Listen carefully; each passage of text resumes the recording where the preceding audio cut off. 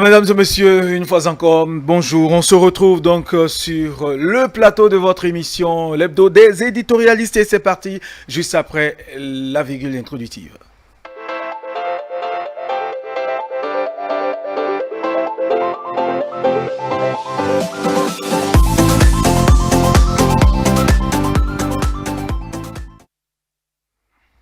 Félicien Fayon, bonjour. Bonjour. Bonjour à tous les téléspectateurs. Merci d'être là ce matin, aux téléspectateurs et aux auditeurs et aux CFM qui nous suivent actuellement. Vous êtes ce matin avec Eloge Gandaro. Eloge, bonjour. Bonjour, chers confrères Théodule. Voilà. Et bonjour aux chers amis, à tous les amis téléspectateurs. Et auditeurs de Océan. Et auditeurs de Océan. Je rappelle que vous êtes directeur de publication du quotidien Le Grand Matin. Nous aurons d'ici là le troisième invité, Eman Anyamboso de Canal 3 Bénin, qui va nous rejoindre d'ici là. Nous allons d'abord commencer par le doyen Eloge Gandaro. Quelles sont les actualités, sinon l'actualité qui vous a le plus ou les plus marqué? Vous savez, le fait marquant de l'actualité. Oui. Cette semaine, c'est le dossier Rekia Madougou. C'est ça qui a défrayé la chronique. Très bien. Vous savez très bien que ce dossier-là fait couler beaucoup d'encre et de salive. Certains pensent que l'État, en toute responsabilité, le pouvoir en toute responsabilité, a réagi et la justice a entamé son travail. Parce que ce n'est pas le pouvoir qui juge, ce n'est pas le pouvoir qui arrête. Mais lorsque dans un pays, des faits du genre, tels que assassinat, terrorisme, c'est des faits très graves. C'est des faits graves. Donc il ne faut pas laisser de telles informations se concrétiser, aller jusqu'au bout. Pour une question de sécurité, surtout que nous traversons une période très sensible. Les élections. Et quelle élection encore? L'élection présidentielle. Vous savez l'enjeu. Donc c'est arrivé dans beaucoup de pays. Lorsque très tôt, vous voyez déjà ces germes-là se manifester, il est du devoir de l'État de prendre ses responsabilités et également surtout du devoir de la justice de mettre tout ce qu'il faut, de faire les enquêtes et de nous permettre d'avoir la vérité. Donc je crois que c'est ce qui est commencé avec Rekia Madougou. Donc tout le bruit que ça fait courir, qu'elle soit avec ses co-accusés, n'est-ce pas, auditionnés, à la criette, à la cour de répression des infractions économiques et du terrorisme, qu'elles soient écoutées et que, à travers les enquêtes, les co-accusés également soient mis sous mandat de dépôt. Je crois que tout cela doit se passer aisément. Nous devons garder une certaine sérénité et laisser la justice faire son travail. Parce que, qu'est-ce que nous voulons? C'est les preuves. Lorsque un homme politique, une femme, voyez-vous, de la trempe de Rekia Madougou, voyez tout ce qui s'est passé, est accusé. Lorsqu'on dit que des personnalités politiques devront être assassinées, et puis ensuite les élections... En série. Et ensuite, les élections seront perturbées, il n'y aura pas d'élection. C'est des faits graves. On ne peut pas banaliser cela. Donc je crois que ce qui se passe actuellement, c'est la procédure judiciaire qui suit son cours. Et normalement, tous les Béninois doivent se dire, jusqu'à présent, c'est la présomption d'innocence. On laisse la justice apporter les preuves. Si les preuves sont apportées que vraiment tel acte a été commis, je crois que c'est normal que les peines s'en suivent. Maintenant, s'il y a des situations atténuantes, ça arrive. D'accord. Mais pour le moment, je crois que c'est des faits très graves. Et nous devons rester sereins et laisser la justice poursuivre son travail. Oui, Félicien Fayon va travailler sur la question polémique autour de la détention de Mme Rekia, d'autres les charges qui se multiplient, etc. C'est quand même la justice qui a entamé son travail, qui doit aller jusqu'au bout. Oui, il faudrait quand même expliquer aux téléspectateurs que nous sommes dans un pays où chacun doit jouer son rôle. Aucun policier, aucun procureur ne peut apprendre qu'il y a des coups en préparation, qu'il y aurait des coups en préparation contre des citoyens et croiser les bras. Même s'il ne s'agissait pas des personnalités que même c'était contre un simple citoyen, c'est sûr que la police et la justice auraient pris les mêmes dispositions qu'elles sont en train de prendre aujourd'hui. Alors, si le dossier est envoyé devant la justice, un juge d'instruction certainement va s'en occuper. Et peut-être d'ici à là, ou même plus tard, on saura la vérité. Est-ce que c'est de fausses informations que le procureur a eues? est-ce que c'est de vraies informations? Je crois que plus tard, on saura la vérité parce que Mme Madougou aujourd'hui en prison, on ne l'a pas envoyée pour lui faire du mal. On ne l'a pas envoyée pour la tuer. On vous prive juste de votre liberté le temps de mener des enquêtes. Et donc, je ne pense pas qu'une action soit dirigée contre sa personne. Je ne pense pas qu'une action soit dirigée contre elle personnellement. C'est nous qui disons que l'État a l'obligation d'assurer notre sécurité. C'est nous qui nous étions offusqués contre les coups de feu qui avaient été tirés contre M. Galil Sobro il y a quelques semaines. On avait dit que l'État doit jouer son rôle, il faut que l'État protège les citoyens. Maintenant, si le même État apprend que, sinon le même gouvernement apprend que il y aurait des choses en préparation contre les citoyens, mais c'est normal que des dispositions soient prises. Alors, les avocats viennent, il y a des gens, des activistes qui viennent aussi faire des défenses.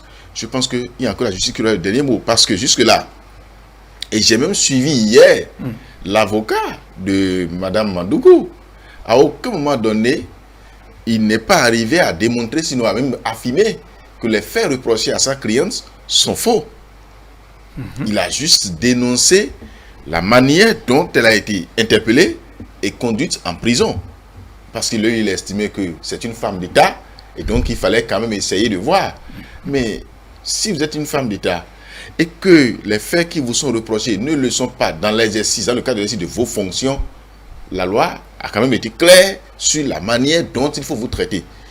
Et au Bénin aujourd'hui, il n'y a pas une loi faite spécifiquement pour les personnalités qui commettent des délits ou bien des infractions qu'on peut appeler comment ils appellent des délits communs. Donc, je pense qu'il n'y a pas de disposition particulière pour ça. C'est que devant la justice, que vous soyez noir ou blanc, on vous traite de la même façon. Mais comment est-ce qu'on traite des bandits quand on les arrête dans ce pays? Comment est-ce qu'on traite des terroristes quand on les arrête dans ce pays? Et donc, je ne sais pas pourquoi les gens auraient voulu qu'on envoie une convocation à Mme Madougou d'abord. Même moi-même qui suis venu, si la police a des informations certaines que je vais attenter à la vie, ou bien contre la vie de quelqu'un, la police viendra me chercher sans préavis. C'est prévu. On ne va pas m'envoyer convocation pour que j'envoie mon avocat et que moi-même je fuis peut-être après. Et donc, est-ce que ce qu'on reproche à Mme Madougou, est-ce que c'est faux? Elle-même, elle pourra dire la vérité. Il pourrait y avoir confrontation. Ces avocats sont là pour démontrer que c'est faux. Ils ne l'ont pas encore fait jusque-là. Nous avons vu également le ministre Kérékou qui a sorti des captures d'écran avant-hier pour essayer donc de nous révéler un peu des échanges extraordinaires qu'il y a eu entre lui et un contact de Mme Madougou. C'était son numéro. Parce que jusque-là, quand il a suivi les réseaux sociaux, personne n'est arrivé à nous dire que ce n'est pas le numéro de Mme Madougou. Personne ne l'a dit. C'est-à-dire que tout le monde est d'accord que c'est son numéro de téléphone. Personne n'est arrivé à démontrer que la photo de profil qu'il y avait à l'époque, c'est-à-dire en décembre 2018, n'était pas celle de Mme Madougou. Ils ne l'ont pas dit. Les gens ont essayé de démontrer juste la différence qu'il y avait entre les heures de capture d'écran et de suppression. Mais je pense que on devait plutôt s'intéresser à la teneur des informations diffusées, c'est-à-dire à la teneur des messages, au contenu des messages, que de chercher à démontrer les heures. Encore que WhatsApp est une entreprise, est une structure qui est connue, qui a un siège. Et donc la justice a le pouvoir de s'adresser à WhatsApp pour que vérification soit faite. Bien sûr. À partir de cet instant, on devait quand même être serein. Madame Madougou, j'ai même lu, il paraît qu'hier, même quand elle s'est réveillée le matin, à BCT, elle a fait du footing. Et que les gens en étaient tellement émus à la présence, ça veut dire qu'elle-même, elle est tranquille. Mais pourquoi nous ici derrière, nous qui sommes en liberté, nous devons nous déranger, dire non, c'est faux, parce qu'elle est candidate, encore qu'elle n'est pas candidate. À la date d'aujourd'hui, Mme Madougou n'est officiellement candidate à rien. Puisqu'elle a été recalée. Elle a été recalée, ces dossiers n'ont pas été acceptés. Au même titre que Moïse Kérékou, au même titre que Bio Sawe, au même titre que Daniel Eda et beaucoup d'autres candidats. Et les autres ne disent rien. Mais pourquoi est-ce que les gens veulent qu'on fasse un traitement spécial du cas de Mme Madougou? Je ne sais pas pourquoi. Je ne sais vraiment pas pourquoi. Elle n'est pas ancien chef d'État. Bon, ancien ministre n'a pas un statut particulier au Bénin ici. Non, du tout pas. Donc, je ne vois pas le problème. Je me rappelle, ça va aller, moi, être surpris. En 2012-13, moment où il y avait cette affaire de tentative d'empoisonnement, j'avais été invité sur le plateau de 43 dans l'émission Grand Format pour en parler. Et on m'avait posé des questions à ce sujet. J'avais, en tant que journaliste, et n'ayant aucune preuve à m'apporter, moi je dis, qu'il faut quand même laisser la justice faire. Et que pour moi, il n'y a rien de grave. Bon. Je n'étais même pas encore descendu du plateau quand mon patron d'alors m'appelait sur mon téléphone. Et quand je suis descendu, je l'ai appelé, il m'a dit, mais on m'a appelé, une personnalité m'a appelé pour me dire, mais que tu tentes de banaliser quelque chose qui se préparait contre le chef de l'État. Et quand on m'a dit ça, j'ai essayé de vérifier. Et à l'époque, c'est Mme Madougou qui était garde des Sceaux. Et c'est de son entourage qu'on avait appelé mon patron pour dire, mais il essaie de banaliser. Donc, c'est pour dire que, qu'est-ce qu'il savait à l'époque? Que 10 ans après, sinon 9 ans après, les mêmes faits, ou bien les faits similaires reviendraient. Donc, je pense qu'on n'a qu'à savoir raison garder, on n'a qu'à soutenir, qu'à faire confiance à notre justice, à la justice de notre pays. La même justice est celle qui a été là depuis toujours. C'est celle que Mme Madougou a eu à diriger dans ce pays en tant que garde des Sceaux. Les magistrats sont là. C'est sûr même que parmi ceux qui sont en fonction actuellement, il y en a même qu'elle a eu à recruter en tant que ministre de la Justice à l'époque. Mais pourquoi ne va-t-on pas faire confiance à cette justice qu'on a eu à diriger? Pourquoi est-ce qu'on essaye d'exposer ou bien de noircir l'image de la justice de notre pays devant la communauté internationale? Je crois que le président Boni il avait dit, je me rappelle bien, il dit le pouvoir c'est comme une chemise blanche. Si aujourd'hui vous tentez de la salir, de l'attacher, demain là, vous allez la porter. Le pouvoir d'État qui est là aujourd'hui, la justice qui est là aujourd'hui, elle nous sera utile demain. Mais si aujourd'hui on démontre à tout le monde qu'elle ne vaut rien, demain cela pourrait se retrouver contre nous. Très bien. Oui, l'autre chose, puis Taro, dans l'esprit des Béninois, oui, c'est cela, l'arrestation de Magoudou. Donc, ça crée une psychose, les gens, des menaces, des propos belliqueux et tout ceci. Est-ce que c'est de ça qu'il s'agit? Les élections, le processus suit normalement son cours et on ira voter le 11 avril prochain. Tout à fait, le processus suit son cours. Et c'est pourquoi je dis, c'est de la responsabilité de l'État d'assurer notre sécurité. L'État est en train effectivement de prendre les mesures qu'il faut, les dispositions qu'il faut pour que les élections se déroulent dans la paix.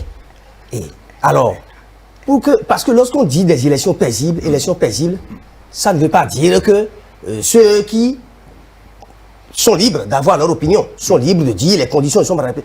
Ça dit que si ceux-là disent si telle condition n'est pas remplie, nous n'irons pas aux élections, ça veut dire qu'il faut laisser les élections. Non, nous sommes dans un pays démocratique, d'accord? Ceux qui vont maintenant et qui disent, écoutez, les lois ont été votées. En tant que républicains patriotes, nous allons aux élections sur la base de ces lois-là. Ceux-là le disent. Bon, ceux qui disent non, nous ne voulons pas du parrainage. Le parrainage, ce n'est pas un homme du pouvoir, ce n'est pas le président de la République, ni un ministre qui est venu l'imposer. Je crois que ces lois ont été votées par un parlement. Mais ceux qui ont contesté ce parrainage hier et qui disent que non, nous n'en voulons pas, nous n'en voulons pas dans un passé récent, ceux-là, quand même, ils sont allés déposer les dossiers. Je vois là, c'est-à-dire une contradiction qu'on n'arrive pas à comprendre. Alors là, quand on dit on veut les élections paisibles, cela suppose que l'État prend les dispositions qu'il faut, n'est-ce pas, en matière de sécurité, pour assurer tout le processus, le bon déroulement du processus. Mais nous-mêmes, en tant que citoyens, nous devons rester vigilants. Parce qu'on dit qu'on veut assurer votre sécurité, nous n'allons pas nous asseoir pour dire, bon, écoutez, ce n'est que de la responsabilité de l'État. L'État joue sa partition. Mais nous autres, en tant que citoyens, qui prônons la paix, nous devons, n'est-ce pas, accompagner l'État dans ce processus-là. Bon, alors, lorsque il y a eu des événements dans le passé, tels que les législatives de 2019, le 1er mai, vous avez vu, les troubles qu'il y a eu, la violence avec les actes de vandalisme, tout ça là, mais nous devons tirer le sceau de ce passé-là, n'est-ce pas? Et ne pas attendre que la situation se dégénère, et qu'on aille à la violence et à l'affrontement encore aujourd'hui avant de prendre nos responsabilités. Donc je crois que c'est très bien que par rapport à ce qui s'est passé le 1er mai, tout ce qu'on a vécu là, qu'aujourd'hui, l'État ne laisse pas la situation aller jusqu'à ce point. Et lorsqu'on a des informations du genre d'assassinat, et on apprend que... Et encore que... Et Mme Madougou, dont on parle, bon, on a parlé de quoi accuser. Et ceux-là ont été écoutés. On a appris que ceux-là ont fait des aveux. Georges Saka est quand même proche, très proche de Madougou. Bon, on a appelé le nom d'un officier à la retraite, Ibrahim Mama Touré. Ceux-là qui ont été écoutés. Et on a dit qu'on les a pris, les mains dans le sac, en prenant de l'argent et qu'ils ont avoué. Bon, d'accord, attendons, comme l'a dit tout à l'heure Félicien, la confrontation. Bon, quand même, si ce sont des proches de Madougou, ils n'iront pas là-bas, devant la justice, enfoncer Madougou. Georges Saka, qui est un proche de Madougou, n'ira pas dire des choses pour créer des ennuis ou enfoncer Madougou. Donc, je crois que si, vous savez, la police, la justice, ils ont leur méthode de travail. Absolument. C'est leur travail, c'est leur rôle. Ils savent comment vous emmener à dire la vérité, même si vous êtes en train de nier. Donc, c'est pourquoi nous devons rester sereins. Et ce n'est pas une affaire de non, elle a fait, elle n'a pas fait, non, c'est notre chose, la partie. Non, on ne soutient pas. Ne soutient pas le mal. Et donc je crois qu'il faut mieux laisser la justice faire son travail. Parce qu'au niveau de certains partis, leaders partis, j'ai vu Mme Rosine Soglo et bien d'autres se lever pour dire nous devons la soutenir. Non, on ne soutient pas le mal. Donc, laissons, comme c'est une affaire d'assassinat, on a appris que des autorités seront assassinées et qu'il y aura des trous pendant les élections. Attention, faites les enquêtes. Faites les investigations et nous voulons avoir la vérité. Très bien. C'est comme ça qu'un citoyen doit contribuer à la sécurité et à la paix des élections. Merci Loge Ganaro. Oui, comme je vous l'annonçais au début de l'émission, et il nous a rejoint, mon Anyamboso de Canal 3 Bénin. Bonjour. Bonjour Théodule Moussa. Bonjour le plateau. Loge, bonjour. Bonjour, Bonjour vous Félicien. Bonjour. Merci de nous rejoindre. Là, nous laissons la parole. C'est bien sûr par rapport à la situation de la détention, des détentions de Mme Rekia Magoudou. Oui, c'est vrai que le dossier, c'est un dossier qui fait polémique actuellement. Aussi bien sur la toile que partout. Ça nourrit les débats, ça nourrit assez de plateaux. Juste pour dire que l'État béninois a le devoir de veiller sur la sécurité des citoyens. De sorte que s'il y a trouble quelque part, si l'État constate qu'il y a quelque part des initiatives qui sont prises pour troubler la quiétude de la population, l'État a le devoir de prendre les mesures qui s'imposent pour qu'on puisse avoir la paix. Et quand je parle de ce dossier, ça me rappelle un peu, un schéma me revient. C'est le schéma de 87, 88, 89. Dans ce pays, quand il y avait instabilité, et donc ce qui aujourd'hui a poussé la Conférence nationale, et donc on parle d'acquis démocratique aujourd'hui, dans la période, au cri de « ils arrivent », on sortait des classes et on courait. Et quand on courait, ceux qui ne pouvaient pas courir dans la période tombaient, et il y en a qui marchaient sur eux. Ça se passait dans les cours, dans les écoles, comme à l'université aussi. Donc ceux qui ont vécu l'instabilité dans cette période-là sont aujourd'hui à même de parler de ce que c'est qu'une instabilité dans un pays.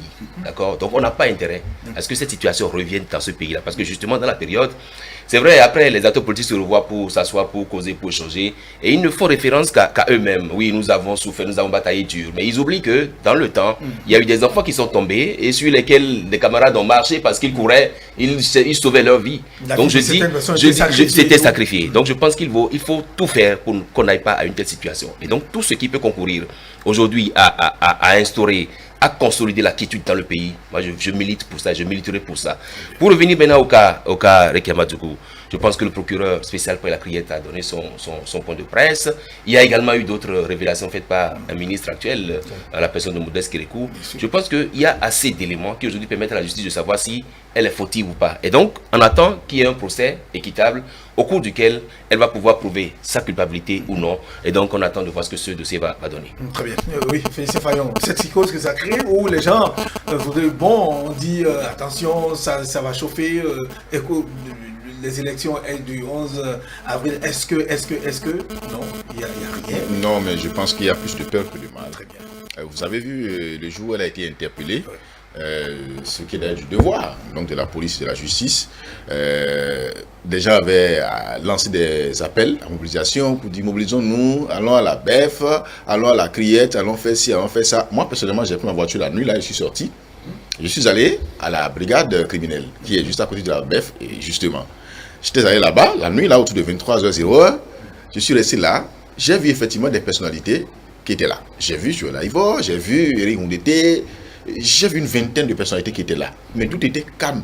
C'était comme si on était dans un cimetière. Tout était calme. Le portail était fermé et personne n'a pu accéder, peut-être à la dire que, aux locaux de la brigade. Tout le monde était au bord des pavés là.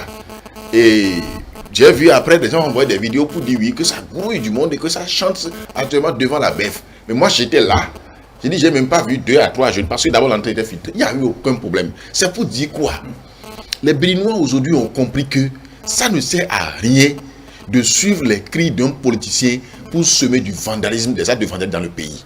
Les Béninois ont à l'unanimité regretté ce que nous avons connu les 1er et 2 mai 2019. Oui, personne ne veut aujourd'hui, aucun jeune ne veut aujourd'hui accepter, se sacrifier sur lui-même des trucs sur les réseaux sociaux où c'est nos frères, nos compatriotes qui sont à l'étranger, activistes qui sont à l'étranger, qui sont aux États-Unis, qui sont en France, ce sont eux qui lancent ces appels à mobilisation.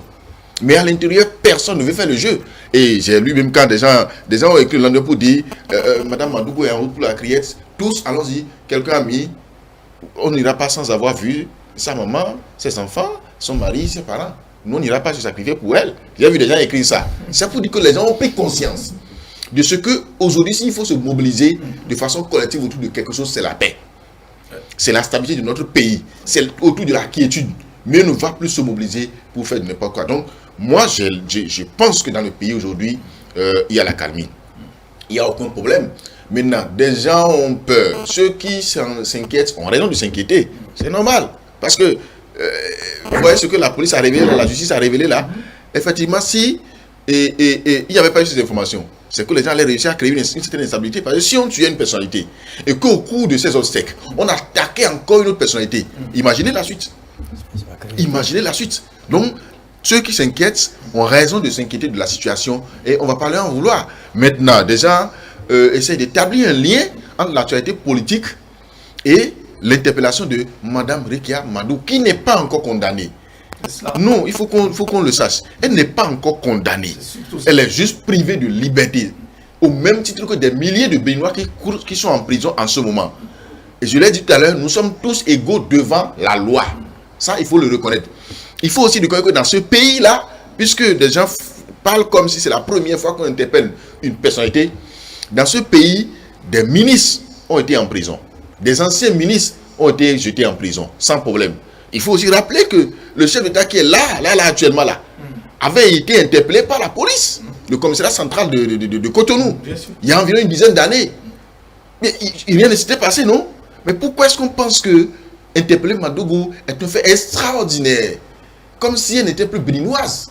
Mais vous vous rappelez qu'au Togo, tout près là, lorsqu'il y avait des élections présidentielles qui se préparaient, il y avait l'opposant M. Tikpi et Atsadam. Mais il avait été interpellé, pourquoi? Il a fui même le pays, parce qu'il y avait des actes de terrorisme qui se prépareraient selon l'État togolais à l'époque. Madame Madougou était encore conseillère spéciale du chef d'État togolais. Au moment où Tikpi Atsadam, qui conduisait l'opposition, avait été mis en déroute. Il a fui, n'a plus jamais mis pied au Togo jusqu'à ce jour. Elle était encore à la présidence togolaise. Elle est encore là. Sinon, qu'elle était encore là quand M. Agbeom Kodzo, l'opposant béninois, a dû fuir le Togo. L'opposant togolais, bien sûr, a dû fuir son pays jusqu'à ce jour. Au lendemain des élections présidentielles qui ont consacré. Il a formé. Donc, au lendemain des élections présidentielles qui ont consacré l'élection pour la 4e fois de M. Foy Yassingbe, le président togolais. Mais qu'est-ce qui s'était passé? Rien du tout. C'est parce que l'État togolais a voulu assurer la sécurité donc des petites populations. Vous vous rappelez du cas de Dominique Strauss-Kahn, DSK? Il était candidat, il avait été désigné par son parti et pendant qu'il se préparait, il y a eu cette affaire de cesse là, qu'il n'a plus été candidat, rien ne s'était passé. Monsieur Nicolas Sarkozy, encore potentiel candidat, parce qu'en fait, aujourd'hui, Nicolas Sarkozy qui vous dit qu'il n'avait plus des ambitions, mais il a été condamné il y a quelques jours là. Il a un brassard qui est avec lui là. Mais est-ce que quelque chose se passe en France? Il a un opposant. Mais est-ce que quelqu'un a attaqué Macron? C'est vrai, ces partisans ont dit oui, c'est à cause de Macron, c'est à cause de Macron. Mais alors, est-ce que ce qu'on lui reproche n'est pas vrai? Donc le problème ne se pose pas. Au Sénégal, qu'est-ce qui s'était passé? En Côte d'Ivoire, M. Soro Guillaume, à quelques semaines ou bien quelques mois de la présidentielle, a été également condamné pour des actes similaires. Donc, où est le problème? Où est le cas extraordinaire au Bénin pour qu'on tente d'enflammer la situation? Je pense que nous sommes des journalistes. Nous, on suit de près la situation. Nous, on a vu ce qui se passe ou sinon on voit ce qui se passe dans les pays voisins. Si nous, on a un appel à lancer la population, c'est de se tenir calme. Le gouvernement est là pour jouer son rôle, pour l'apaisement, pour que nous puissions voter dans la tranquillité et dans la paix. C'est un devoir que nous tous nous allons accomplir le 11 avril prochain. Et puis la vie va continuer. Très bien, certainement que Herman a aussi annoncé. Juste ajouter quand même que ce qu'il faut rechercher dans un état de droit, ce n'est pas qu'on jette les gens en prison. C'est qu'on puisse, une fois qu'on a fait les enquêtes et qu'on juge utile de les garder en détention provisoire, qu'on puisse faire un procès au cours duquel la personne assure sa défense correctement pour qu'on sache si la personne est fautive ou pas. Parce que justement, quand on parle d'actes de terrorisme ou de dessein pour déstabiliser le pays, il y a forcément des individus qui peut-être sont encore tapis dans l'ombre et qu'on ne connaît pas. Donc il revient, à mon avis, il revient à la police et à la justice de faire en sorte que tous ces éléments soient dénichés dans les tréfonds du Bénin, qu'on puisse aller les prendre. J'ai entendu dire qu'il y a des jeunes qui ont été interpellés avec des sacs de sucre et tout, des sacs d'argent. Et on les a, dans une certaine pédagogie, on les a relaxés, ils sont partis chez eux. On a déjà appris qu'il y a d'autres personnalités qui également ont été écoutées, mais qui ont été relaxées. Est-ce que ceux-là sont suivis? Parce que je répète une fois encore, on n'a aucun intérêt à ce que le pays plonge dans une certaine instabilité. Et il y a également une démarcation qu'il faut faire. Quand on parle du terrorisme, il n'y a rien à voir avec le acharnement politique. Les tests ont été clairs là-dessus. Si là du terrorisme est prouvé et justifié, je pense qu'il n'y a rien à voir avec l'acharnement politique et donc les intéressés pourront subir la rigueur de la loi. Très bien. Oui, tout à fait. Oui, un appel. Oui, avant de passer à notre sujet, je dis qu'on ne saurait parler d'acharnement actuellement. Parce que, écoutez, les démocrates, on a vu Rekia Madougou, des démocrates, le jour où elle a été arrêtée après leur meeting là, elle n'était pas seule. Elle était avec le professeur Aïvo. Elle était avec Moïse Kérékou. Dans le même véhicule d'ailleurs. Dans le même véhicule. C'est le seul qui avait été interpellé. Donc elle était la seule à être interpellée. Ça veut dire que non, il n'y a pas une intention d'assimiler, de lui faire du mal. Je ne crois pas. S'il n'y a rien, je ne suis pas... Les enquêtes poursuivent leur cours, d'accord? Mais écoutez, Madougou, avant que Madougou n'arrive, on a vu Madougou, ça fait pas 4 mois, 5 mois, 6 mois. Le professeur Aïvo était sur le terrain depuis. Ouais. Nous avons vu le professeur Aïvo très critique. Il a parcouru tout le territoire. Il n'a rien eu. Envers le pouvoir, il n'a rien eu. C'est la démocratie. Aïvo, il était très critique. Il se présentait comme un opposant radicalement contre le pouvoir du président Patrice Talon. Mais il n'a rien eu. On a vu les autres, Éric Okoumoulété. Il a parlé même à la Sénat aujourd'hui. On ne peut l'oublier. Lorsqu'il allait dire que les parrains, même si on leur offre ça, on leur en donne, ils ne vont pas en prendre. Donc tous ces faits montrent que ce n'est pas une question d'acharnement. Et l'autre chose encore dans ce pays, ce qu'il faut comprendre, est que il suffit seulement que quelqu'un porte un manteau d'opposant pour qu'on se dise qu'il est intouchable. Lorsqu'on est opposant, ça veut dire que tout est permis, c'est ça?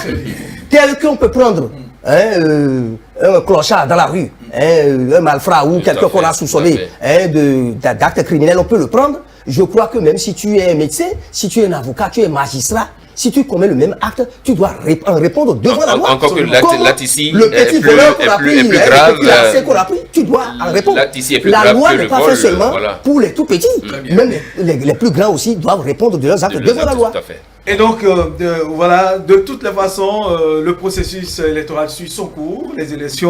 L'élection présidentielle aura bel et bien lieu le 11 avril prochain. Et déjà, les états-majors de Dieu se mobilisent. Félicien Fayon. Ah oui, ça, effectivement, il faut avouer que, contrairement à ce qu'on a pu observer il y a quelques mois, où il y avait un peu de calme plat, ou sinon que s'il y avait du bruit, courant novembre-décembre, ou début janvier, c'était seulement au niveau donc du camp de ceux qui sont au pouvoir en ce moment. C'était eux seuls, et puis en plus de ceux qui avaient l'intention, notamment les démocrates, d'être candidats, encore qu'eux, ils n'avaient pas à l'époque retenu un candidat, et donc rien ne s'affichait. Mais là, depuis 2 semaines, je pense que ça bouge dans le pays. Le dernier conseil des ministres a même autorisé certaines rencontres, donc par les candidats. On a vu par exemple le duo Alassane Diemba et Paul Roupé en tournée dans le pays. Ils ont fait le Monokoufo, ils sont dans le zoo en ce moment, et c'est ceux qui vont parcourir presque tous les départements. Ça bouge dans le pays. On voit également le duo Corentin Coré à Gossa bouger également dans le pays, sauf qu'il reste le duo Patrice Talon, Talata, qui ne bouge pas encore, mais on voit Talata en train de faire une tournée de mobilisation pour la paix. Oui, absolument. Donc, c'est pour dire que nous sommes déjà dans la faveur électorale, la fête s'annonce vraiment, les populations sentent que nous sommes en période électorale, et je voudrais, comme on le dit en Canflan, j'ai même une voisine qui m'a dit, mais tonton, pour les porte-à-porte, il ne faut pas m'oublier, parce que les moments viennent déjà, j'ai dit, ah bon, porte-à-porte, je ne sais pas de quoi il s'agit. Bon, en fait, c'est pour dire que c'est des moments quand même intéressants, que les Béninois aiment attendre. C'est des moments où, c'est vrai, c'est malheureux, mais c'est des moments où des gens se font un peu d'argent. Ah, il faut être honnête, il faut le reconnaître. Parce que quand on dit meeting là, les gens louent des bâches, les gens louent de la sono, ils trouvent un peu d'argent. Ceux qui louent les véhicules, ceux qui font des caravanes. Mais ils sont payés. Mais écoutez, ils sont payés. Oui. Donc c'est aussi une période où l'argent descend un peu là, ça vient vers le bas, donc un peu d'effort, vous gagnez un peu. Et donc les gens attendent ça. Et des gens ont commencé par gagner déjà, parce qu'il y a de petites réunions qui s'organisent un peu partout. C'est peut-être pas conseillé que l'argent soit au cœur des élections, mais nous sommes au Bénin, nous sommes chez nous, c'est nos réalités. On n'a pas encore atteint un certain niveau donné. Et donc, c'est sûr que dans les semaines qui vont suivre, l'argent va encore couler davantage. Ou bien, si vous en trouvez, vous n'allez pas en prendre. Naturellement, justement, c'est vrai qu'autour de cette élection, il y a ce qu'on appelle le business de l'élection. L'artiste qui va chanter pour à telle gloire. Là, il y en a qui sortent déjà des morceaux pour des candidats. Je pense que c'est ce qu'il faut souhaiter. Les duos qui déjà sont en train de mettre en branle leur état-major, j'apprends qu'il y a eu une réunion où on a donné des consignes à l'état-major, à la gestion de campagne, pour lui dire à peu près quels sont les thèmes qu'il faut utiliser sur le terrain. Ça voudrait quand même dire qu'on va assister, nous hommes des médias, on va assister quand même à une certaine foire aux emplois, parce que sur le terrain, des gens vont pouvoir opposer projet de société contre projet de société. Il y en a qui vont peut-être dire ce que Patrice Talon a fait, c'est pas bon, nous sommes prêts à faire ceci. Il y en a qui vont dire nous avons fait ce qui est bien en son temps, on est prêt encore à faire davantage. Donc je pense qu'il revient à nous hommes des médias de nous mettre au milieu de ces différentes postures là pour tirer notre grain. Surtout qu'il a rappelé tantôt, le Conseil des ministres passé a autorisé désormais les regroupements de plus de 50 personnes, alors qu'on craignait que la HAC nous enferme encore dans cette campagne exclusivement médiatique. C'est que la HAC a fait en 2020 là, mais c'était pas que nos lèvres deviennent encore plus sèches. Je pense que c'est bien. Il faut l'avouer, ça a été difficile. Parce que vous savez, très difficile. Par le passé, les élections antérieures, d'accord, il y a 10 ans, il y a 15 ans, il y a 20 ans, je dis même 1 an ou 2 ans avant les élections. Mais j'ai dit, excusez-moi, mais la campagne a commencé déjà. Pas la campagne officielle, mais les candidats déjà se manifestent, vous les voyez, et ça sort de l'argent, et puis ça circule, chacun en tire ce qu'il peut, et puis ça va comme ça. Surtout pour ceux qui ont opéré, on fait des prestations. Quand est-ce qu'on a commencé par parler de candidats? Voyez-vous, l'année passée, on n'en parlait pas. D'accord? Les réformes, oui, le contexte et les réformes du système partisan, là, mais ça joue son rôle. Sinon, par le passé, vous voyez déjà les gens se manifester, qui veut être candidat, qui veut ainsi de suite. Il y en a plein.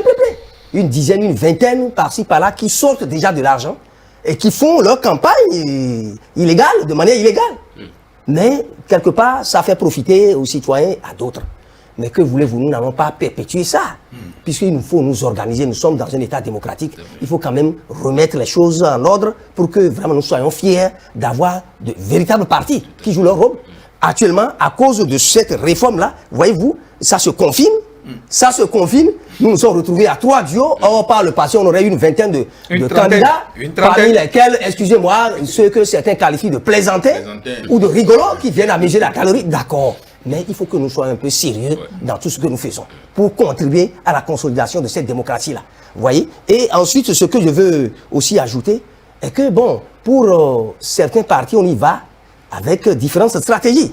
Pour le pouvoir, comme Eman ou bien, je ne sais pas, elle a souligné tout à l'heure, on ne voit pas encore de mouvement et puis de va-et-vient sur le terrain. Mais en réalité, du côté du duo Tala, vous savez qu'il y a d'autres partis qui soutiennent le PRD. Il y a l'UDBN. Et il y a Moël, tout ça là. Donc ceux-là. Le PRD, tous ces partis qui ça constitue l'état-major. Donc c'est stratégique. Même si vous ne voyez pas encore le président sortant candidat, lui-même est sorti, mais déjà il y a un travail souterrain qui se fait. Chaque parti s'organise. Voilà, chaque parti a même nommé un directeur de campagne. De campagne, oui. De son parti, M. Donc, voilà. C'est sûr que le Bloc républicain fera pareil. L'UDBN s'organise aussi à son niveau. Donc chaque parti qui soutient le chef d'État s'organisera à son niveau. Mais on veut voir aussi le candidat partisan lui-même et sa policière. On veut les voir, tourner, on veut les voir aussi. Et en réalité, même la campagne qui va commencer, je ne sais pas, à la fin de ce mois ou au début du 26 prochain, je crois que ceux qui veulent vraiment gagner les élections, ils n'attendront pas le 26 pour dire que les 2 semaines là, c'est d'ailleurs pourquoi vous avez constaté à l'issue de la sortie, par exemple, du duo Djemba-Rumpé, ils ont dit on descend sur le terrain pour expliquer à la population pourquoi c'est nous qui avons été choisis. Alors que c'est déjà une manière de dire c'est la campagne qui ne dit pas son nom. Nous sommes déjà venus vers vous, donc la prochaine fois. Voilà. Qui va nous mener sa monture, vous affûtez vos armes et vous commencez, vous avez parlé tout à l'heure de porte à porte. Eh bien c'est ça. Même si on ne vous voit pas, mais dans les maisons et dans les quartiers, il y a beaucoup de choses qui se passent. Et ça là, c'est pas au vu et au su de tout le monde. Non mais il faut quand même faire remarquer que pour la première fois au Bénin, nous avons une campagne qui démarre, c'est pas 20 jours ou au moins, 30 jours avant, après le dépôt des dossiers, alors qu'avant, on déposait les dossiers et puis peut-être une semaine après, la campagne démarrait automatiquement. Donc, ce qui fait que nous, Homme des médias aujourd'hui, ça nous met un peu, nous sommes là, on observe, alors qu'on aurait bien voulu que la campagne démarre peut-être. Qu'on ait de la matière. Qu'on ait de la matière pour en parler. Donc, c'est pas si mauvais que cela, voilà. Ça fait au moins un mois, entre la clôture des dépôt de dossiers et puis le démarrage de la campagne. Voilà. Très bien.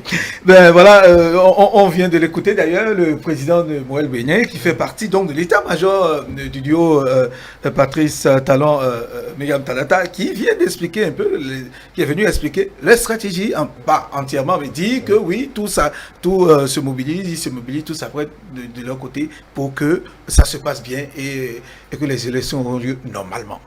Et que la population, que personne ne s'inquiète de toutes les façons. Oui, c'est comme on le disait tout à l'heure, ça vient, l'organisation qu'il y a autour de Patrice Talon aujourd'hui montre que, en fait, aujourd'hui, avec la réforme du système partisan, les partis politiques ont pu désigner effectivement leurs candidats. Ça, moi, il faut quand même qu'on explique ça aux gens. Parce que, qu'on dise que chaque parti désigne son candidat, ça ne veut pas dire qu'on aura un candidat par parti politique. C'est pas ça forcément. La preuve est que l'Union progressiste, oui, les tests n'ont jamais dit que le parti est obligé de présenter un candidat. On n'a jamais dit ça.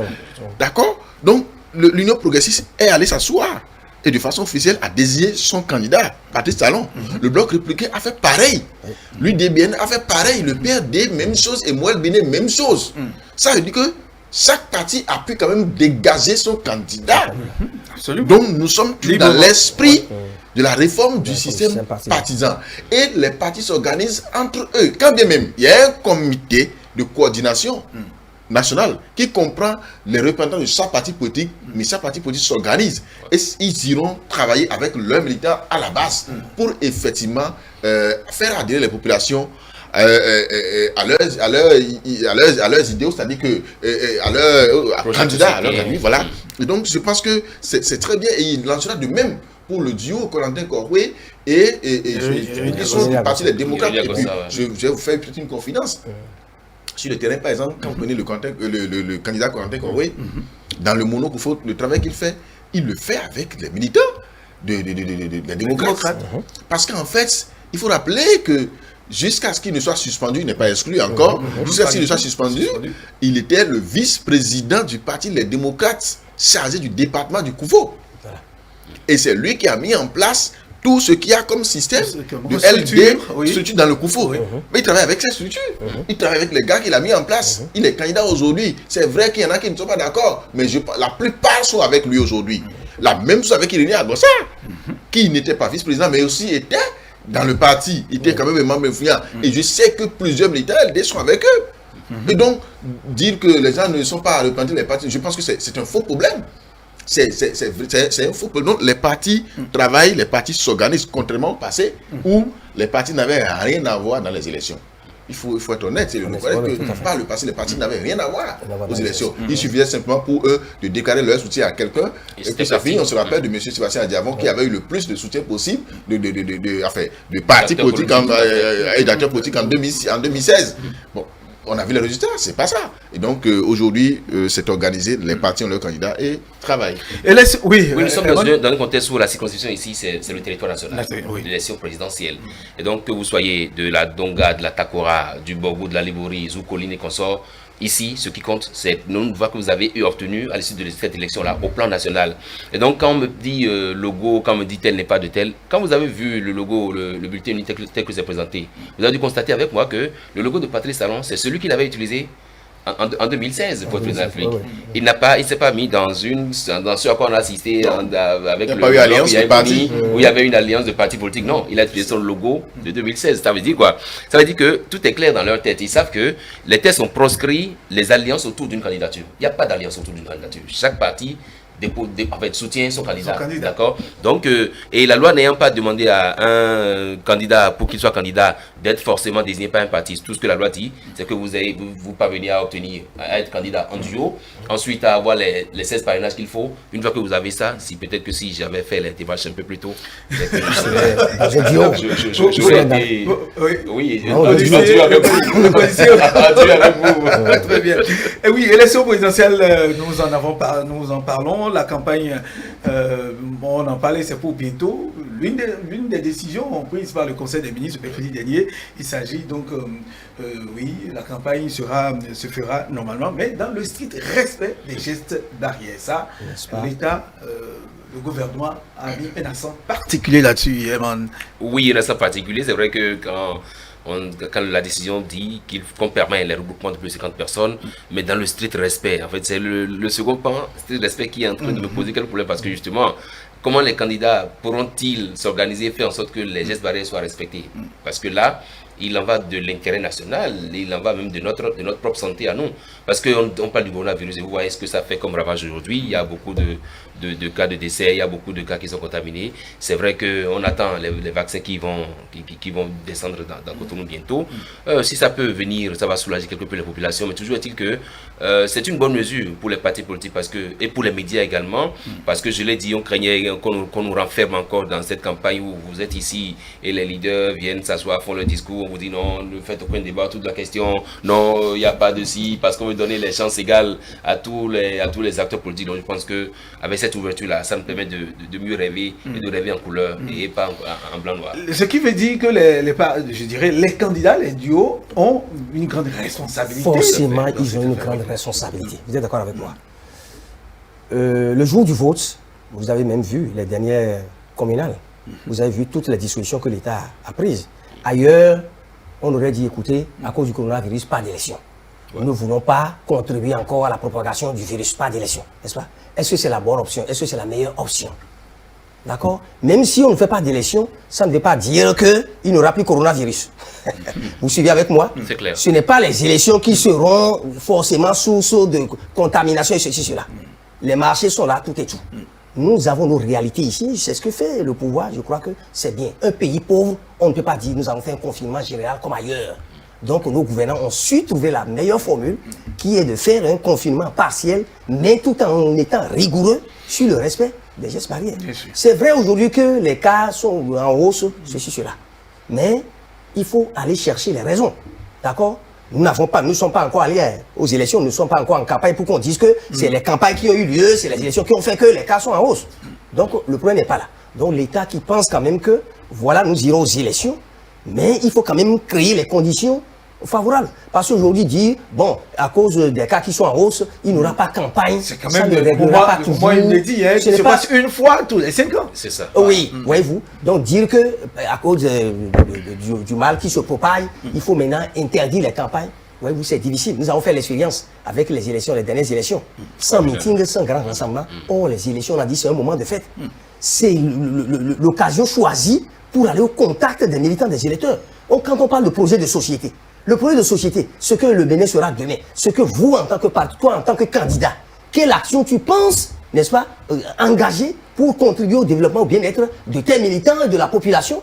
Mais tu ne vas pas rester dans ta chambre pour le dire. Ce n'est pas seulement la radio qu'on va vous écouter, vous croire. Il faut le contact physique, le candidat qui est présent, n'est-ce pas, et qui parle. Et il y a des questions souvent qui sont posées aussi. Voilà. Par Donc l'État a dû certainement, le Mm. gouvernement a dû certainement analyser tout ça, parce que ce n'est pas des décisions qui sont prises sur un coup de tête. Le gouvernement a dû analyser ça pour dire, écoutez, permettons-leur d'aller en campagne, tout ça, mais ce n'est pas le gouvernement qui va venir dans les porte-à-porte dans chaque maison pour surveiller le candidat qui a rassemblé 10 personnes, 20 personnes, pour voir si les meilleurs ont été lavés. Non, ça appelle aussi la responsabilité des candidats. L'État va débourser les moyens, n'est-ce pas? Ça va continuer comme cela se fait même. Mais les élections aussi, c'est moyen. On n'est pas candidat pour dire je n'ai rien. On ne va pas aux élections. L'argent aussi fait partie, n'est-ce pas, de la campagne des élections. L'organisation. On suppose qu'un candidat sérieux doit avoir quand même un minimum de moyens pour aller en campagne. Et avoir un minimum de moyens, cela suppose qu'en ces temps de Covid-19, qui s'accentue, je crois que c'est plus sérieux pour un candidat de mettre le minimum qu'il faut pour qu'il y ait les gels hydroalcooliques, pour qu'il y ait les masques et ainsi de suite, et puis pour qu'il y ait de l'eau avec du savon. si tu vas à plusieurs endroits, il faut que le candidat aussi accompagne l'État dans ce qui se fait déjà en faisant respecter les gestes barrières. Parce que nous n'irons pas aux élections pour après devenir malades. C'est clair. Lorsqu'on est candidat, si tu veux vraiment que ton pays se porte mieux, un candidat qui aime son pays, et en 7 ans de Covid-19, il doit aussi envisager, il n'ira pas seulement bavarder pour dire votez pour moi, votez pour moi, votez. Il doit envisager aussi ce qu'il faut pour que ces militants se portent bien, ces électeurs se portent bien. Il faudra quoi donc? Oui, monsieur Bayon, oui. Moi, Les états-majors ont donc une responsabilité dans la sensibilisation des populations, des citoyens par rapport au respect strict des gestes barrières. Oui, moi, je parlerai plutôt d'une responsabilité individuelle. D'accord. Individuelle parce que aller à Tchoumi, aller même dans mon village d'à côté, mais aujourd'hui, demander peut-être à un jeune qu'est-ce qu'il faut faire pour éviter le sida. Donc, dit éviter d'utiliser les objets pointus, tranchants, tout ça, se protéger, oui, pour plusieurs personnes, voilà, et se protéger lorsque vous voulez avoir des relations sexuelles, et en mettant donc des préservatifs. Il va vous le rappeler, quel que soit le village où vous allez aujourd'hui, on va vous le dire. Parce qu'aujourd'hui, le gouvernement communique peu. Aujourd'hui, les services techniques communiquent peu aujourd'hui sur le sida. Mais chacun l'a déjà inculqué et sait que pour éviter le sida, c'est comme ça qu'il faut faire. Il en est de même pour Ebola. Aujourd'hui, on dit à les animaux de la brousse, il faut savoir les consommer, il faut se laver régulièrement les mains. Donc, l'État aussi aujourd'hui nous a sensibilisé sur ce qu'il faut faire pour éviter de contracter le coronavirus. On nous a dit qu'il faut mettre les masques. On nous a appris à nous laver les mains. On nous a appris à respecter la distanciation sociale. À partir de cet instant, il revient à chacun de savoir comment se comporter. Si on m'invite à un meeting politique et que j'y vais, et à l'approche des lieux, je remarque qu'aucune de ces mesures n'est respectée. Je retourne chez moi. Le problème ne se pose pas. Je préfère être en bonne santé et voter pour le candidat que j'ai peut-être vu à la télé, que je n'ai pas eu la chance de voir, que de chercher à le voir pour aller prendre 2000 francs peut-être et tomber malade après. Parce qu'aujourd'hui, même 1 milliard de francs CFA ne guérit pas le coronavirus. L'argent ne le guérit pas. Il suffit de vous mettre aujourd'hui au carrefour de l'échangeur Godomé, vous allez voir les ambulances défiler chaque fois sur la DA. Chaque fois sur la DA. C'est des cas de crise de coronavirus qui vont pour la plupart là-bas. Et on a vu les chiffres grimper. Des gens meurent presque tous les jours du coronavirus. Donc il revient à chacun de pouvoir se... les candidats vont vous inviter, oui. Mais il vous revient vous-même de vous protéger. Si vous allez que vous voyez qu'il y a trop de monde et que ça ne va pas, mais vous rentrez chez vous. Et les candidats, ils n'ont qu'à se servir aussi des médias. Vous allez à la télévision, vous parlez, les gens vous verront. Réaliser des capsules sur les réseaux sociaux, les gens vous verront là. Utilisez les radios communautaires, les radios rurales. Vous allez les utiliser les soirs dans les villages, c'est les radios que les gens écoutent. Vous allez pouvoir communiquer autour de votre projet de société. Et donc, si vous pensez que vous ne pouvez pas organiser les meetings dans le respect strict des mesures barrières, utiliser les médias qui sont là aujourd'hui, là, qui n'a plus parlé de cela. Donc c'est free. Utilisez les médias pour communiquer autour de votre société afin de pouvoir éviter à la population le déluge, parce que vous voulez diriger des êtres humains demain. Bien sûr. Ce n'est pas des animaux, ce n'est pas le béné vide. Mais si vous laissez le coronavirus décimer tout le monde, vous voulez diriger qui? Vous voulez le président pour diriger qui? Donc, on n'a qu'à vraiment faire attention. Je crois que d'ici 10 jours, ça fera 1 an exactement que le premier cas a été détecté au Bénin. Oui. On a vu comment l'État a pris les dispositions pour que nous puissions évoluer jusqu'à ce jour. On ne nous a pas confinés, mais je crois que nous sommes disciplinés. On a suivi les consignes et je compte sur les populations pour que ces mêmes consignes soient suivies pendant cette période. Oui, je conçois que la responsabilité soit partagée pour ce qui est de l'observance des gestes barrières pour la campagne qui s'annonce. Mais je dis en même temps que quand on met les deux sur la balance, je veux parler des militants et des candidats, je dis la responsabilité est plus lourde du côté des candidats. Parce que justement, aujourd'hui, vous n'allez pas me démentir, vous êtes invité à une activité au Palais des Congrès, mais vous y allez, quand vous n'êtes pas porteur de masque sur vous, à l'entrée, il y a les organisateurs qui vous donnent en même temps un masque et on vous donne gel hydroalcoolique parce qu'il est de leur ressort de faire en sorte que ceux qui sont dans la salle soient également protégés. Donc je dis, oui, c'est vrai que la responsabilité est individuelle, chacun doit se protéger, mais si les candidats vont sur des terrains et qu'on les découvre en train de tenir des meetings avec des militants qui sont serrés, qui n'observent aucun geste barrière, je pense que la police doit pouvoir les interpeller, les dire attention, vous n'avez pas le droit de le faire parce que oui, vous n'allez pas demander à quelqu'un qui apprend que vous avez parlé porte à porte tantôt. Vous n'allez pas demander à quelqu'un qui apprend que là-bas il y a un bon candidat qui est venu, vous n'allez lui dire, de rester à l'écart et d'observer. Un bon candidat. Non, il est forcément tenté d'aller vers ce bon candidat-là parce qu'il se dit celui-là il est bon. Vous voyez, donc vraiment, je pense que oui, il faut demander aux populations d'être vigilantes, mais en même temps, demander aux candidats, aux acteurs politiques de pouvoir faire en sorte que ces gestes soient observés parce que, comme moi j'ai parlé de responsabilité individuelle parce que le candidat peut ne pas avoir de regard sur tout. Le candidat peut confier l'organisation des meetings à des gens qui vont peut-être manquer de vigilance pour ne pas prendre ces mesures-là. Parce que tout ce qu'ils veulent, c'est le monde. Que la télé montre qu'il y a du monde à leur truc. Donc, s'il y a des gens qui peut-être n'ont pas de masque, les organisateurs peuvent être amenés à fermer les yeux et à dire bon, allez-y. Mais il revient à celui à qui on a dit d'aller là, de dire non, moi j'ai pas mon masque. Je pense que même non, moi je ne le fais pas.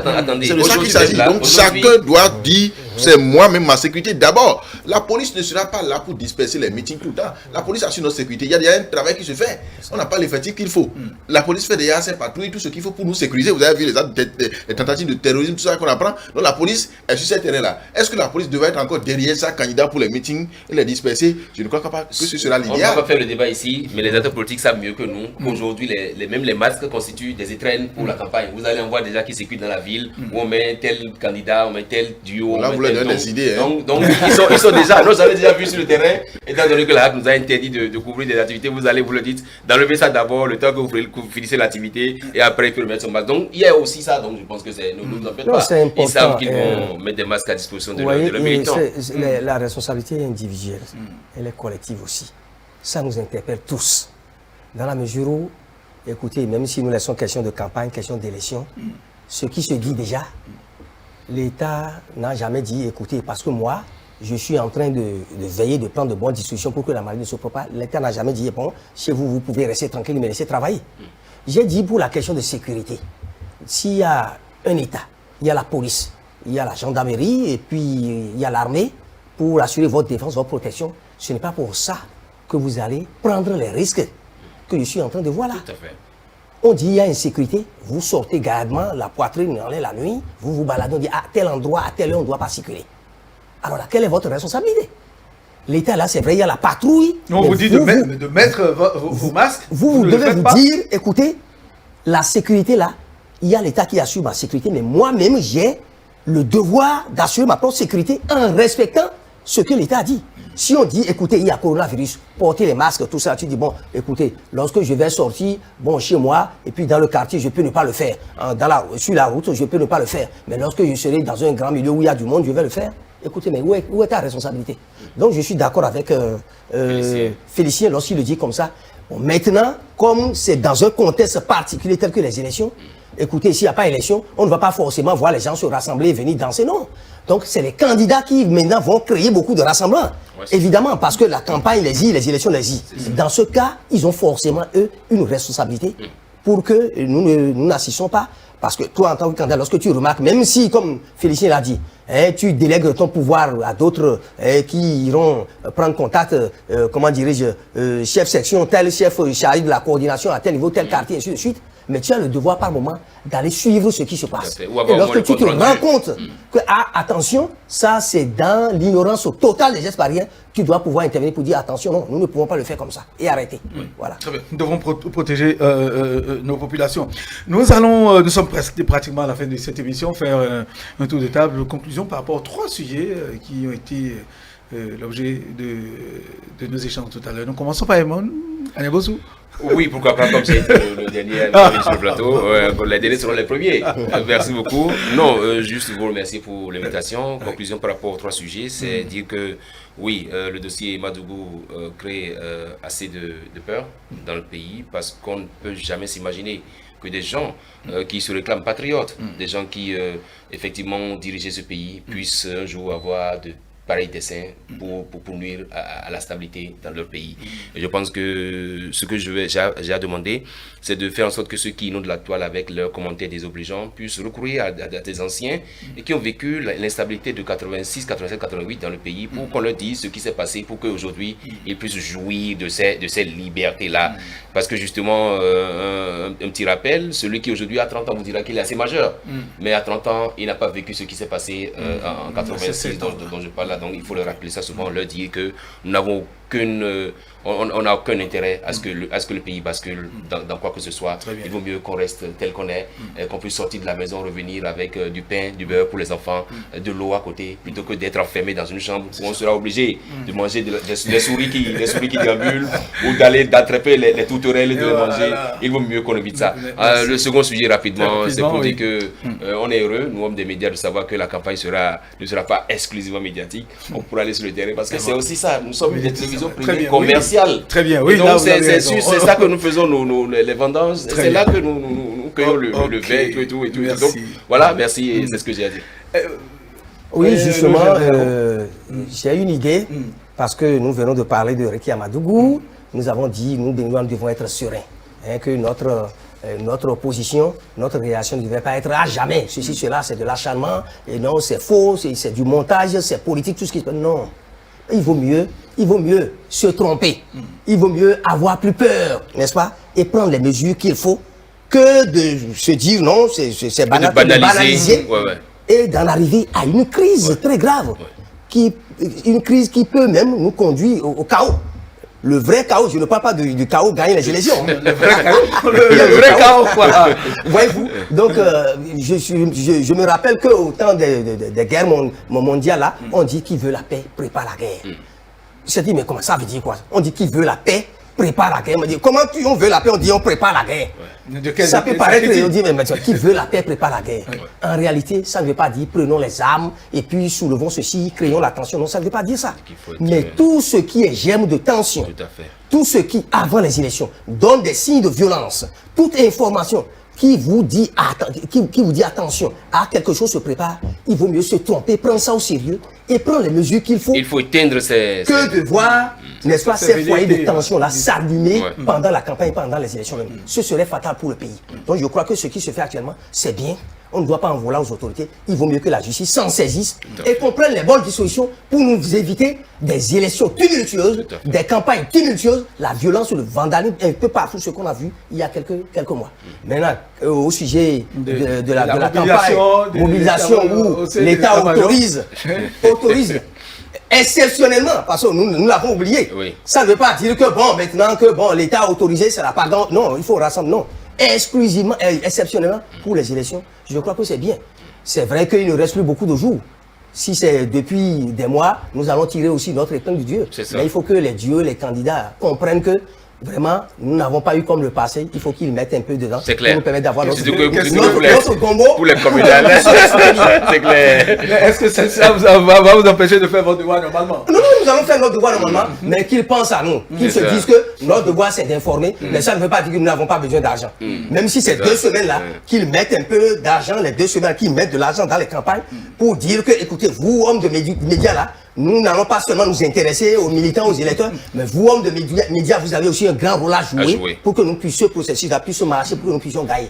Le Dieu qui veut gagner, ce Dieu-là n'a qu'à également regarder du côté des médias pour dire qu'il y a également une chance de ce côté pour gagner. Oui, et puis par rapport à la mobilisation des états-majors, tout à fait, mobilisation des états-majors, j'ai parlé tout à l'heure de stratégie. Ce que nous voyons sur le terrain là, ça va dans le bon sens. Nous voyons tous les... C'est vrai que du côté du duo Talata, ça ne bouge pas, mais j'ai dit que attention, ça ne veut pas dire que rien ne se fait. Un travail souterrain ne se fait pas. Il y a beaucoup de choses qui se passent, parce que j'ai parlé des partis PRD, UDBN qui travaillent également dans ce sens. Mais de l'autre côté également, Kowe, Agossa, vient de le dire, Félicien vient de le dire, que là-bas également un travail se fait. Donc que les gens ne se trompent pas. Moi, je dis... la polémique qui dit que non, ils ne sont pas de l'opposition, c'est des dieux achetés, tout ça, c'est faux. Ils se réclament de l'opposition. Et Chola l'a souligné tout à l'heure, Félicien l'a souligné, pour dire que jusque-là, à Gossa, quand ils n'ont pas démissionné, nous n'avons pas eu, en tout cas, moi j'ai pas l'information, ils ont démissionné des démocrates. Et au niveau des démocrates également, on a dit suspension, on n'a pas dit exclusion ou suspension définitive. Ça veut dire qu'ils appartiennent Normalement, dans l'ordre, ils appartiennent aux démocrates. Donc ne nous trompons pas, c'est une opposition et ça fait 3 duos, 2 duos de l'opposition contre un duo de la mouvance. Et je crois que c'est équilibré. On pense que bon, c'est équilibré maintenant. Et je crois que nous irons aux élections. Sur cette question, je n'ai pas clôturé. De toute façon, non, allez-y. Oui, juste quand on parle d'état-major qui se prépare, c'est de dire qu'il y a quand même un duo qui est un peu défavorisé. C'est le duo des démocrates. Encore que Félicien vient de me dire que dans le COUFO, l'autre qui était déjà coordonnateur, il surfe sur ça. Sinon, les autres, quand on prend FCBE par exemple, ils ont déjà 6 maires. D'accord? Donc, beaucoup de conseillers communaux. Eux, au moins, ils peuvent agir sur ces conseils-là pour rapidement aller sur le terrain. Le duo Talon-Talata, on l'a dit, c'est les partis qui soutiennent, eux, ils vont sur le terrain. Donc, l'autre duo, maintenant, a forcément joué sur ceux qui travaillaient pour le parti Les Démocrates et donc, a rallié d'autres militants à leur cause. Donc, je pense que sur le terrain, c'est d'ailleurs ça qui explique que vous avez vu, ils descendent sur le terrain pour rapidement dire qu'ils veulent, comme leur candidature a été officiellement retenue par le parti, on descend pour se montrer alors que c'est une autre manière d'être bon envers les partis, les militants. Non, je pense que c'est bien. 2 duos de l'opposition contre 1 de la mouvance. La fête sans doute sera belle. On est là, absolument. On sera mieux pour siffler, pour être l'arbitre. Et donc, comme vous l'avez dit, qu'ils puissent regarder également du côté des médias Nous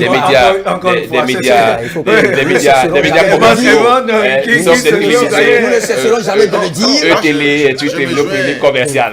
Voilà. Je me joins aux deux aussi pour dire qu'il est important que les médias soient au cœur des élections et donc des campagnes qui viennent. D'abord, ça avait toujours été le cas. Ce que nous demandons n'est pas extraordinaire. Nous n'avons pas demandé de venir nous corrompre. Non, ce n'est pas ça. Quand on lance la campagne, il y a des candidats qui fabriquent même des visuels qu'ils placent à la une et à la derrière des journaux, même à l'intérieur des journaux, pour faire la promotion de leur logo et tout ce qu'il faut. Il y a même des gens qui achètent des espaces pour commencer à faire passer des extraits de leurs produits de société dans les journaux par exemple, et qui payent également des espaces au niveau des télévisions et des radios pour le faire.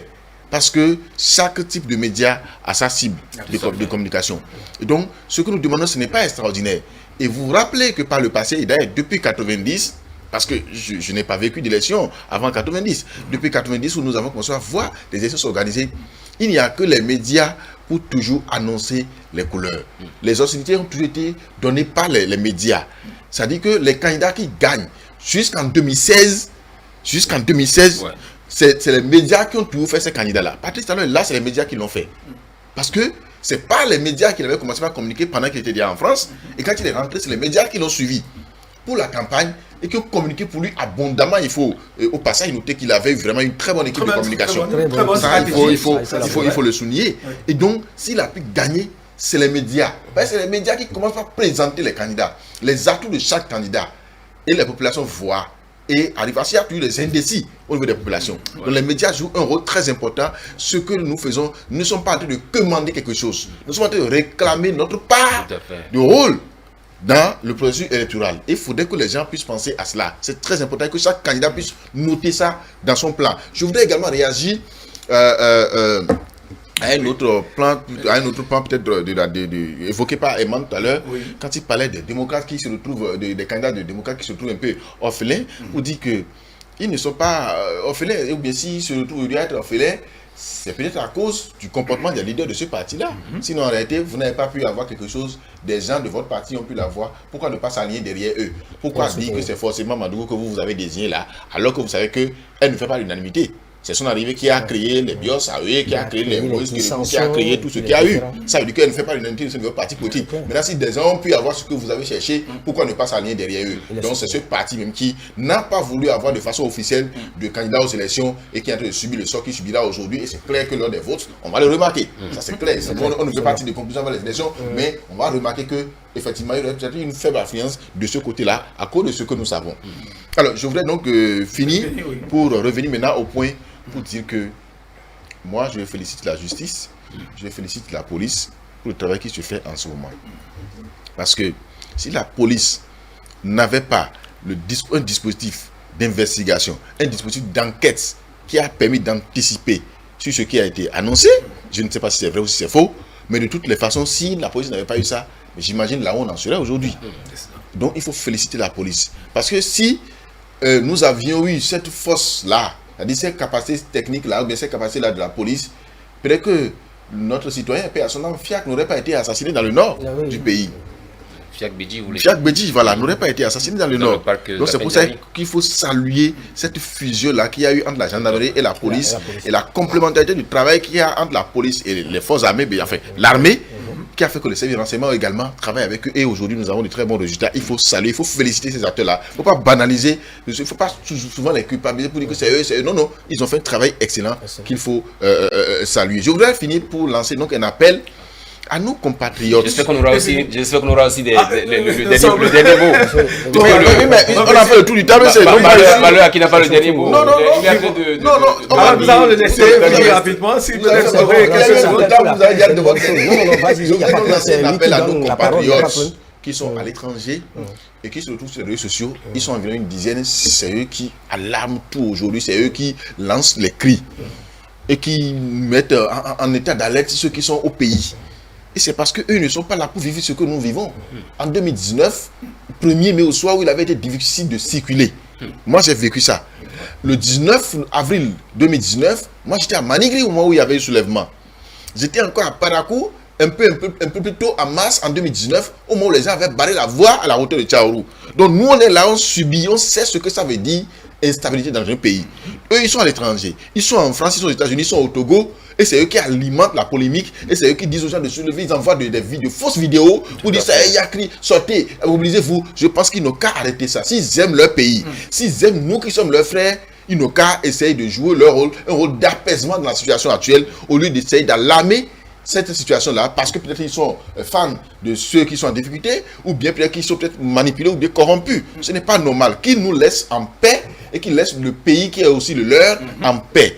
Parce que nous ne voulons pas être dans un pays où il y a l'instabilité. Nous, on sait ce qu'on a vécu. Des gens ont perdu la vie, des gens ont perdu les installations et on ne voudrait plus vivre ces moments-là. Donc, qu'ils sachent quoi communiquer autour donc, de ce moment. Notre mot de la fin aussi, c'est de demander pourquoi pas qu'on puisse, de demander pourquoi pas qu'on puisse quand même enseigner aux jeunes l'histoire du pays. Parce que si Mathieu Kérékou, le colonel, dans le temps, quand on lui avait jeté la pierre, qu'il s'était réfugié à l'église Saint-Michel, s'il avait ordonné à ses éléments de tirer dans la période, peut-être que nous ne serons pas ici en train de parler de acquis démocratique, conférence nationale et tout. Je pense qu'il faut qu'on enseigne à nos jeunes l'histoire de ce pays. Qu'on arrête de parler de Seconde Guerre mondiale, guerre d'indépendance, guerre d'Indochine et tout. Qu'on puisse enseigner aux Béninois ce qu'on a vécu le 16 janvier 1977 par exemple. Que les gens puissent le savoir. Que les gens puissent savoir que l'instabilité dans un pays ne profite à personne. Encore moins à nos citoyens. Parce que justement, quand ça va commencer, les citoyens, ils se terrent dans leur chambre. Plus personne ne sort. Donc faisons attention. Faisons sortir tout ce qui est tentative, tout ce qui est de nature à déstabiliser le pays, qu'on puisse rapidement s'en saisir, la justice je veux dire, la police également, pour qu'on puisse les dénicher et qu'on les mette hors d'état de nuire. Merci. Oui, allez-y, 30 secondes. En 30 secondes, je dis que c'est un appel à la paix. Oui. L'appel à la paix, ça ne relève pas seulement de la responsabilité de l'État, c'est de nous tous.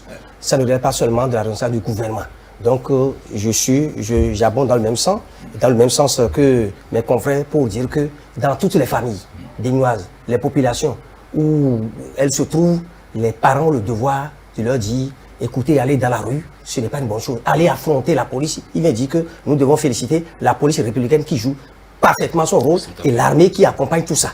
Mais si c'est une police vraiment professionnelle et nous constatons que cette police-là fait l'effort de ne pas tirer en désordre n'importe comment, nous-mêmes citoyens, nous devons être éduqués et d'éviter d'être manipulés, d'aller dans la rue au moindre appel. Donc pour la paix, c'est que cette paix-là, ça relève de la responsabilité de l'État, mais ça relève aussi de la responsabilité des parents, notre responsabilité. Nous tous, nous devons contribuer à cette élection apaisée. Merci demain c'est le 8 mars, donc je vais souhaiter bonne fête à nos épouses, à nos sœurs. Merci Eman Aniamboso de Canal 3 Bénin, Félicien Fayon du Matinal et Loge Ganaro, des directeurs de publication du quotidien Le Grand Matin. C'était donc l'hebdo des éditorialistes de ce dimanche 7 mars. Mesdames et messieurs, ça continue, dimanche c'est politique juste après. Eh bien, vous aurez le journal, la compilation des les informations et puis vous allez retrouver toute l'équipe de Dimanche c'est politique pour le débrief. Sans oublier bien sûr le grand rendez-vous du soir, le décryptage avec le consultant politique Agapit Napoléon Maforican. Merci, très bonne suite des programmes.